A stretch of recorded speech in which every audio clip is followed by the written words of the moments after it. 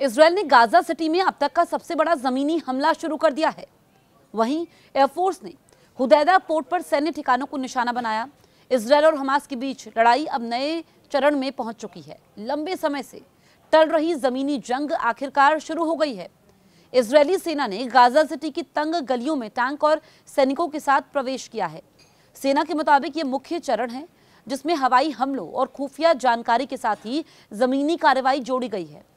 Israeli defence forces का कहना है कि ये हमला धीरे धीरे और योजनाबद्ध तरीके से आगे बढ़ रहा है। उनका सीधा निशाना हमास का केंद्रीय ठिकाना है। अनुमान यह है कि करीब 3000 हमास लड़ाके शहर में मौजूद हैं, जिनमें से कई भूमिगत सुरंगों में छिपे हुए हैं। इजरायली अखबारों के मुताबिक 2 डिवीजन गाजा सिटी में घुस चुकी हैं। एक डिवीजन ने शहर को चारों ओर से घेर लिया है। मंगलवार दोपहर तक लगभग 40% इलाके पर इजरायली सेना का नियंत्रण बताया गया। गाजा पर जमीनी हमले के साथ ही इजरायल ने यमन के हूती विद्रोहियों पर भी बड़ा हवाई हमला किया। हुदैदा पोर्ट पर सैन्य ठिकानों को निशाना बनाया गया। इजरायल का आरोप यह है कि हूती ईरान के इशारे पर मिसाइल और ड्रोन से हमलों की साजिश रचते हैं। इसी वार में 31 पत्रकारों की मौत ने पूरी दुनिया को चौंका दिया। सना में उनके अंतिम संस्कार में सैकड़ों लोग जुटे और नाराजगी भी जाहिर की।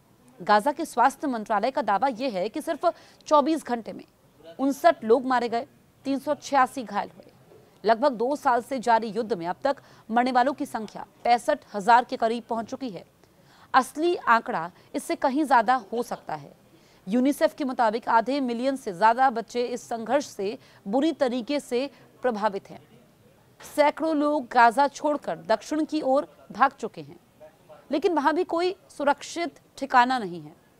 इजरायल के रक्षा मंत्री ने सोशल मीडिया पर लिखा, गाजा जल रहा है, सेना आतंकी ढांचे को लोहे की मुट्ठी से कुचल रही है। हम तब तक नहीं रुकेंगे जब तक मिशन पूरा ना हो जाए।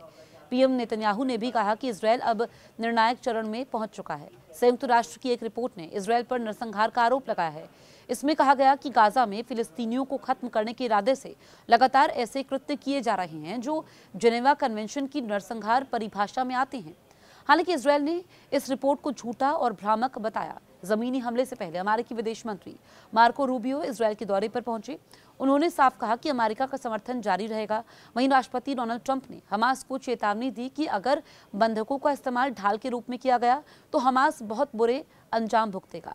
कतर ने नेतन्याहू को शांति प्रक्रिया में बदनीयत का आरोपी ठहराया और कहा कि अगर शांति चाहिए तो रास्ता पहले से मौजूद था, लेकिन बमबारी ने सारे भरोसे को तोड़ दिया। कतर के अमीर ने अमेरिकी विदेश मंत्री रूबियो से मुलाकात की और रक्षा सहयोग को तेज करने पर चर्चा की। अरब इस्लामिक देशों ने इजरायल की कार्रवाई की कड़ी निंदा की है।